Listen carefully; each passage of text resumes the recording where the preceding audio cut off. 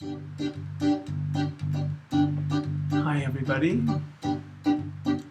welcome to episode number 15 of In the Center of the Circle. My name is Nathan Aswell, and my guest today is a neighbor. Yay! Somebody who lives right here in White Rock, very close to me, and she drives a very sexy car, a Mustang. Maybe she'll tell us about the Mustang. Would love to. Yeah. Denise Cunningham. But before we talk to Denise, I just want to play a little bit of a song to get us present and reminded of what the show is about, which is celebrating the innate goodness in all of us. It's called All the Good by my partner Janice Stanfield.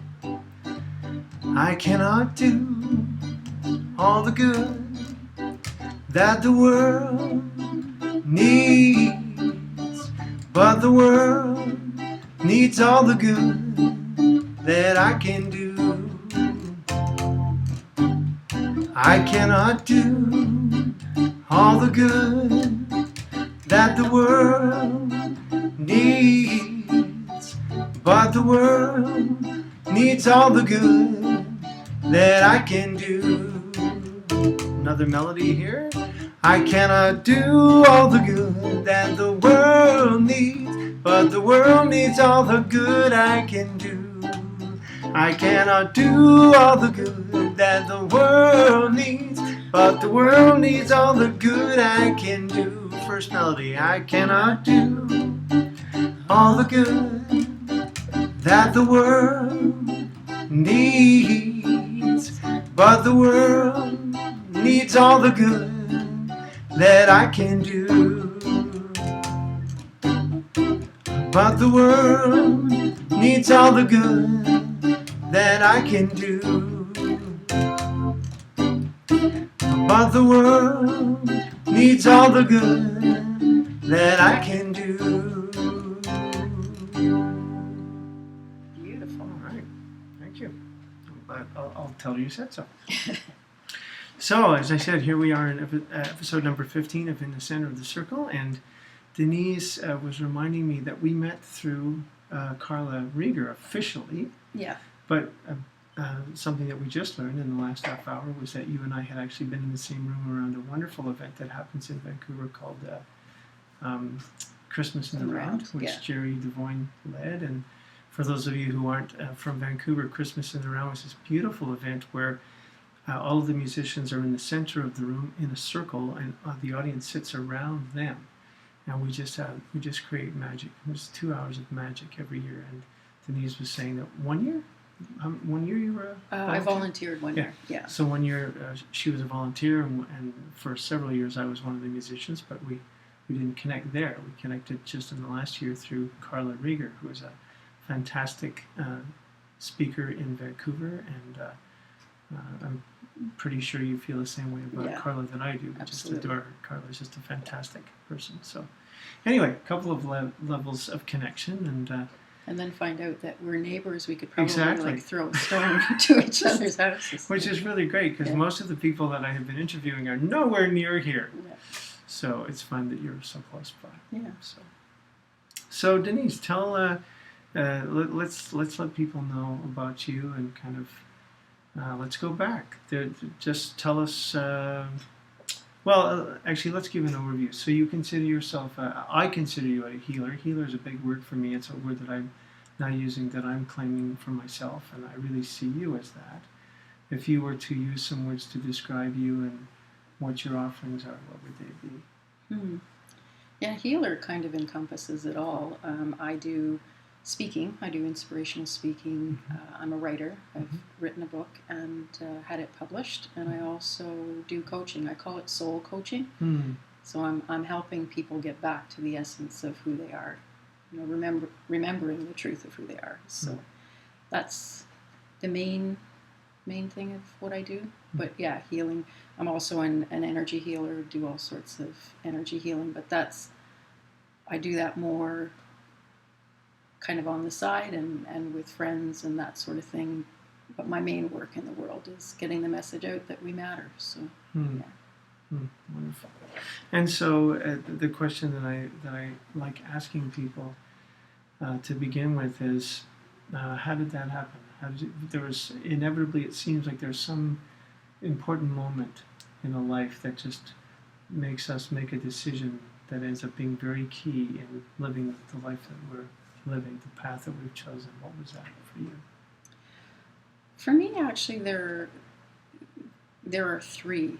The first was, well, if I look back, I had a childhood which was really, really dysfunctional. I mean, there was every form of abuse that you can imagine, and probably where I really started to examine life and what it was all about and why I was here was when I was 18. My father committed suicide, so that was a huge turning point, and probably after that, I would think I have two daughters, and when my oldest daughter was 3, I remember standing in the kitchen, in the pantry, and I don't know what she had done or not done that I was upset about, but I was looking down at her and literally screaming at the top of my lungs.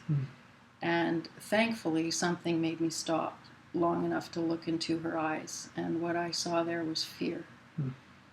And as much as I had promised myself I would not parent the way I had been parented, here I was doing what I had learned.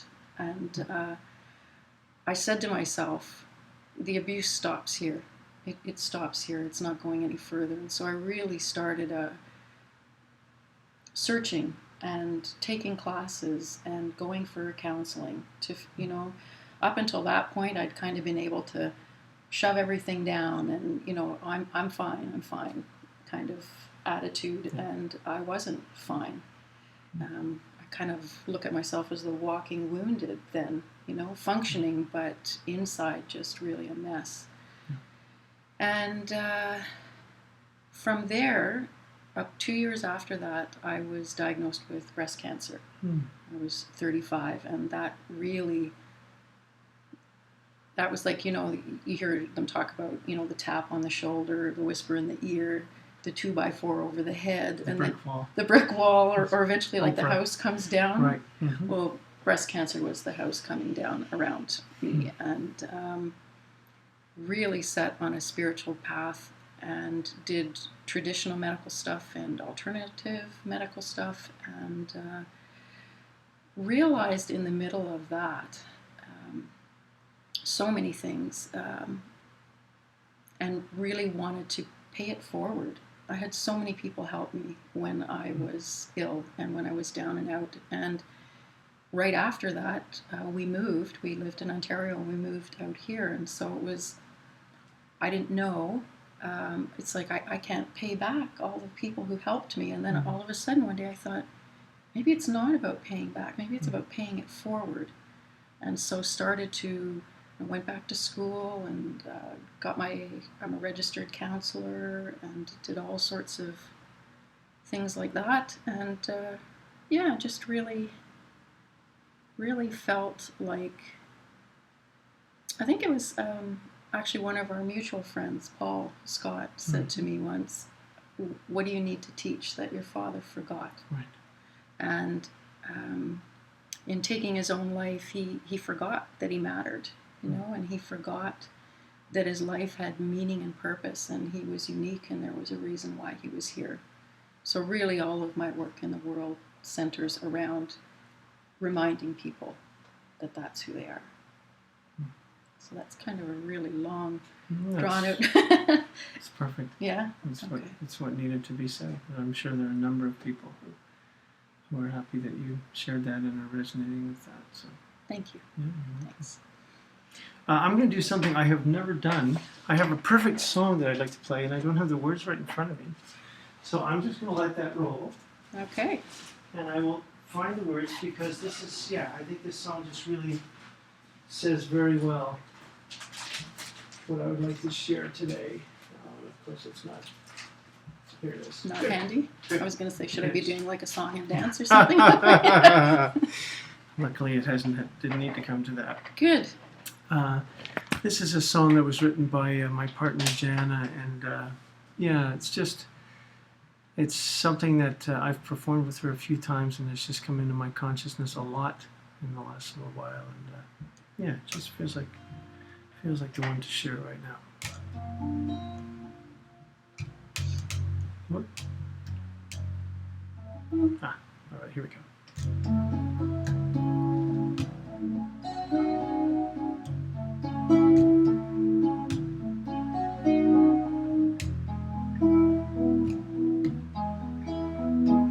I've seen you struggle, and I've seen you stumble and get back up again.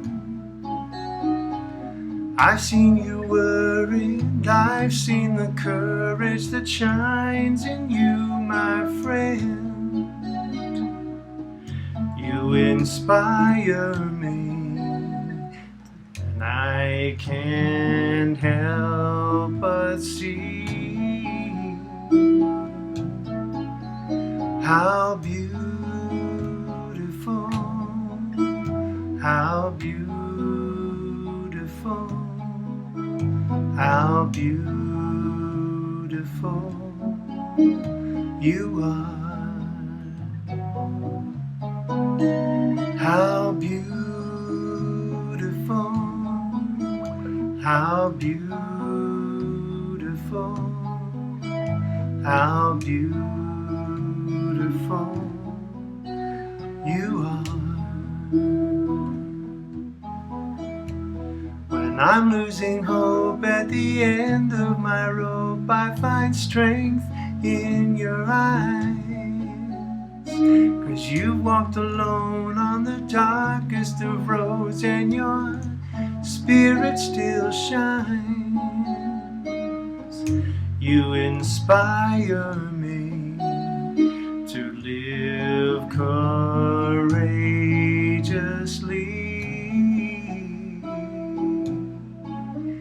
How beautiful,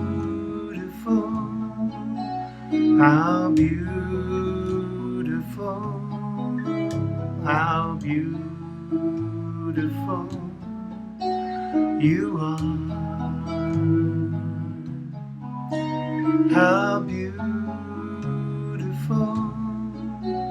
how beautiful, how beautiful you are.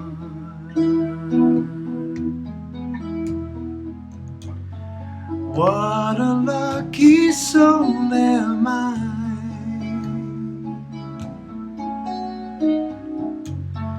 just to have you in my life. How beautiful, how beautiful, how beautiful you are. How beautiful, how beautiful, how beautiful you are.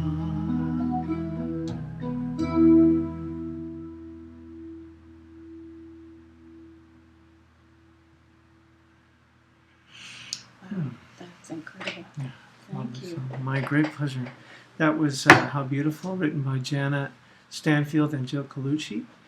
And you are watching In the Center of the Circle, which is all about celebrating our innate goodness. This is episode number 15 and coming to you from White Rock, Canada.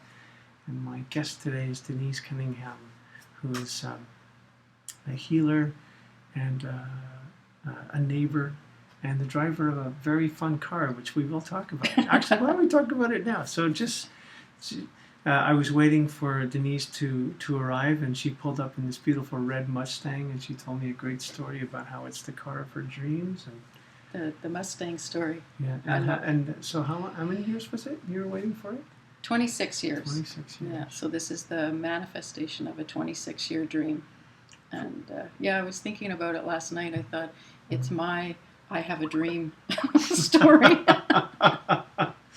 Perfect. Yeah, most people might look at it and think, well, that it's a material possession. Like, what is that all about? But for me, it's way more than that. It's My father was a car nut. My brothers are car nuts, and I love cars. Just love cars. Mm. And I was telling Nathan earlier, like I know every make and model of car. Like what a handy skill. What am I going to do with that information? But the Mustang I've loved for a long time, and I had one on order in my early 20s, I guess. No, late 20s.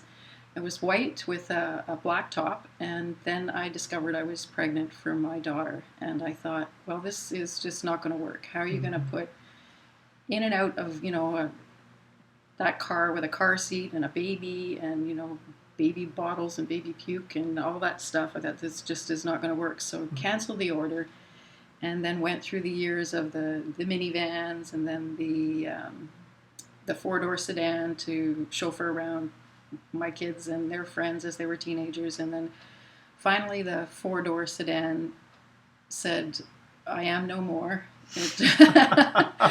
In no uncertain terms. Yeah, it ended up being towed to the mechanics, and he said, it's going to cost about $2,000 to fix everything that needs to be fixed. And I said, no, I mean, this is an 11-year-old car. We're not doing this. So I looked on the Auto Trader, and there was this beautiful candy apple red Mustang with the black top, black convertible top. And I had seen the exact same car a year before on the Auto Trader, but the lady was asking more than I wanted to pay for it. So here it was. My car had just died. I think it was a week or two before my birthday, and I thought, I'm going to do this. Like, I've spent 26 years loving this car. Every time we would pass one when we were driving, I'd say to my girls, look, there's Mom's car. There's my car. And I was telling Nathan I would actually annoy people in parking lots who were driving them and say, I love this car. How do you like this car? Does it drive well? And so I went to see this car in the Auto Trader, and I had actually driven behind it many times because she had a personalized plate on it, and I thought the plate was cool, and I thought, oh my goodness, here's this car a year after I was looking at it the first time. I've actually followed it on the road and went to see it, took it for a drive, and when I came back, the lady said to me, what do you think? And I said, I think this is my car. So I bought it, and every time I get behind the wheel of it, I am just so grateful, and I'm almost in tears, actually, every time I drive it. And I was telling Nathan, too, I parked it in a Save on Foods parking lot, and this truck pulled up beside me, and there was an elderly gentleman in the passenger side, so he was actually facing me, and he looked over and he said, wow, what a beautiful car.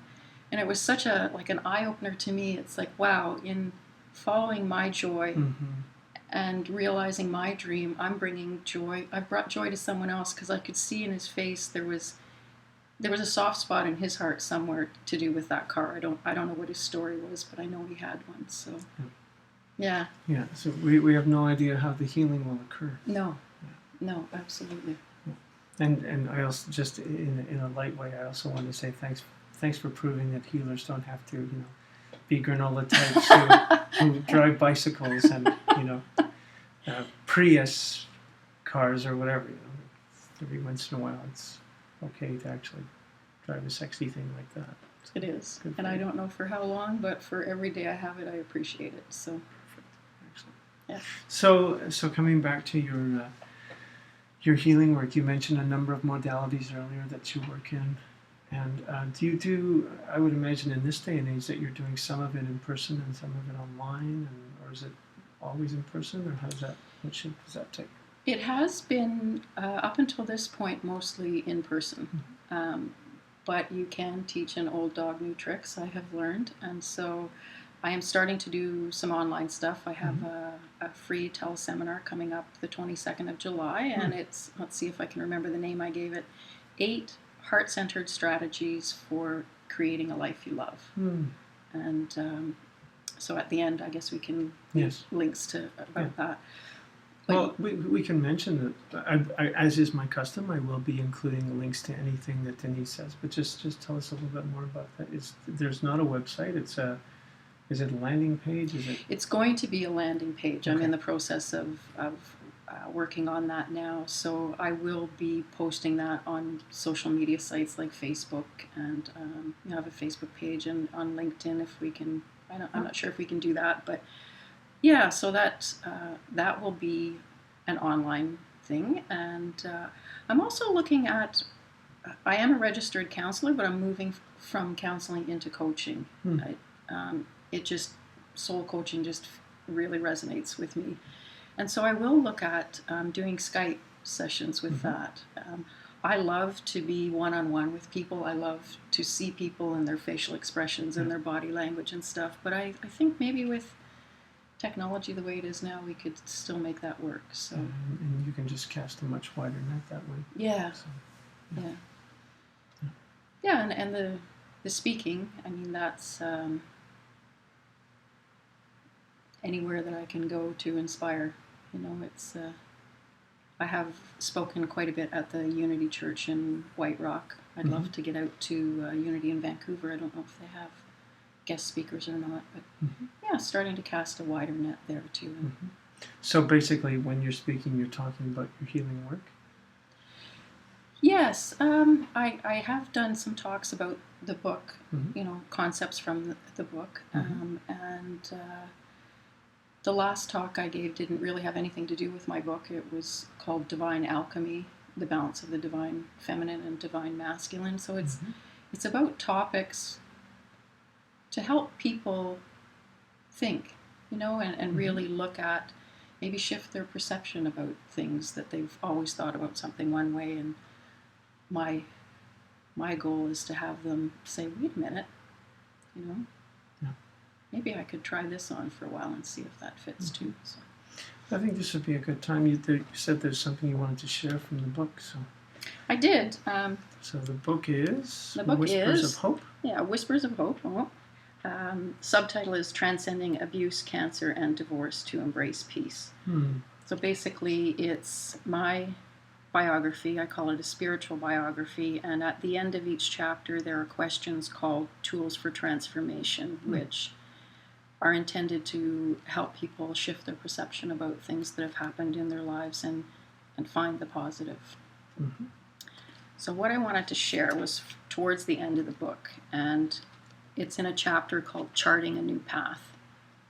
So the first part of the book looks at some of the not so nice things that happened in my life. And at the end it says, you may wonder where I am now on my journey. The ego part of me would like to be able to tell you I'm living peacefully and authentically 100% of the time. But the truth is I am human and sometimes catch myself reverting back to my old patterns of sleepwalking through life.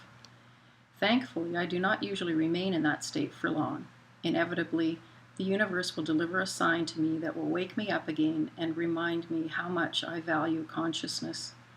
Living in peace, joy, and love are my preferences. The more I walk my own talk, the closer I am to those states of being.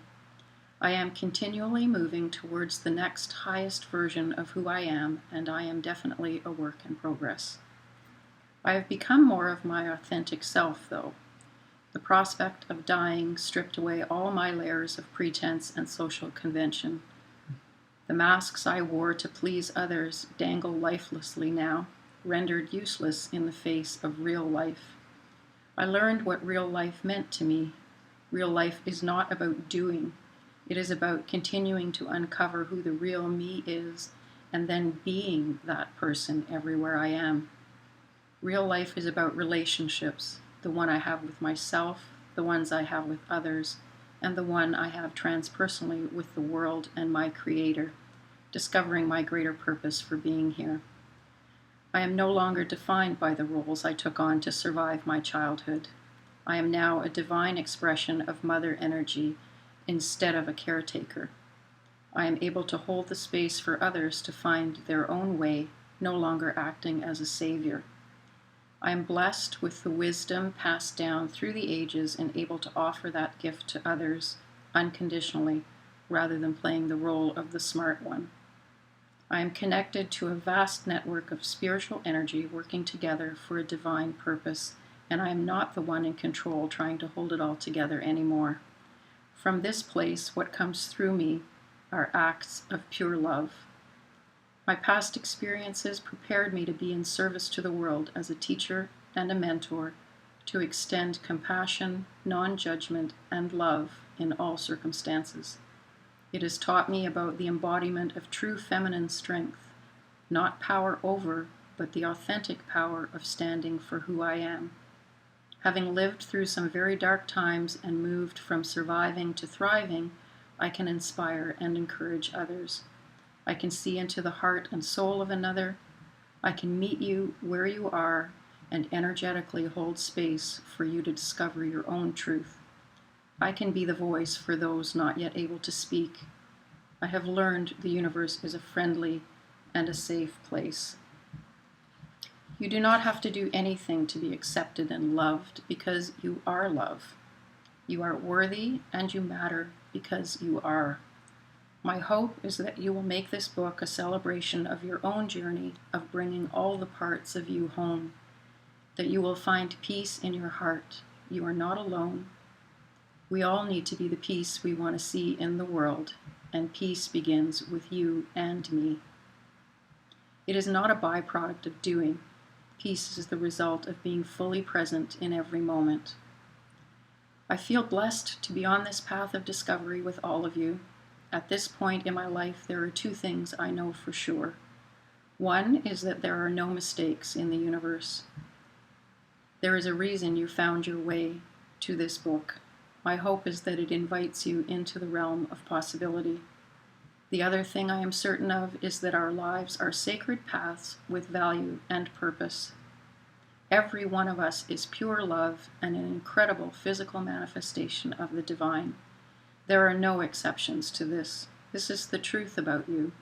Cast anything that does not reflect this out of your mind and out of your heart. Stand with me in your truth for a moment and breathe it in. Feel the remembrance of it beginning to illuminate every cell in your body. I ask you to consider shining that light in your own unique way every day of your life. The world will be a better place for your having done so. The door to infinite hope, love, and possibility is always open. Spirit is calling you to something bigger, and you already have all of the resources within you to facilitate that journey. I will be walking beside you energetically with love as you step over the threshold of the old to embrace the extraordinary life that awaits you. As you come back to your heart in the recognition of the divinity within you, you will find your way back to yourself. Welcome home. Beautiful. Thank you. And the name of the book one more time is Whispers of Hope, Transcending Abuse, Cancer, and Divorce to Embrace Peace, and it is available on Amazon.com, but if you put in Whispers of Hope, you also have to put in my name, Denise Cunningham, because there is another Whispers of Hope book on there. Uh-huh. Okay. And I'm assuming it would also be available on Amazon.ca for us Canadians. There's a bit of a problem with that at the moment. Okay. That we won't go into. But, all right. Amazon.com it is. And for local White Rock people, it's also available at Whitby's Books. Okay. Okay. So we're almost out of time, but I just want to talk again about the event that you have coming up. That's in July. Was that the only thing that you wanted to mention? Was your it's going to be a free teleseminar on July 22nd, and I'm also going to be doing a weekend workshop for women who are on the breast cancer journey called Coming Back to Life, but we haven't got a date set yet, but that'll be in October. Okay, so what we're going to do, as is my custom, is we're going to put some links at the end, one to your LinkedIn page and one to your Facebook page. Yeah, that'd be great. Okay, and so people who would like to get in touch with Denise to work with her will be able to reach her through one of those things. Or if for whatever reason you can't reach her, you can always go to my website, nathanaswell.com, or email me at nathanaswell@me.com. Thank you, Denise. You're welcome. It's been a great pleasure to have you here and celebrate you, and thank you for all that you do. Thank you very much for having me. My great pleasure. And I just want to take us out with a little bit of a song by Karen Drucker. just a song of blessing to take us on our way. It's called Loving Kindness. Very simple melody. I'll just sing it a few times.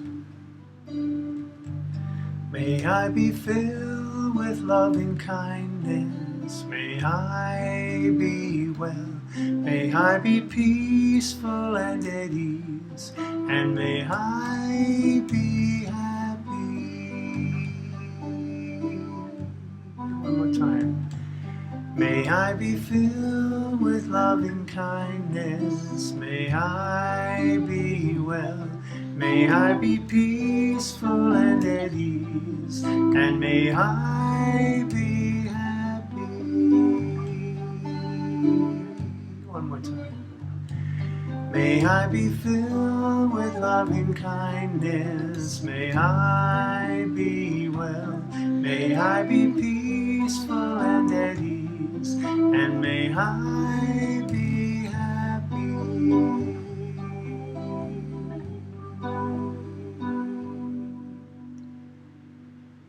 You have been watching In the Center of the Circle. This has been episode number 15 with Denise Cunningham. My name is Nathan Aswell.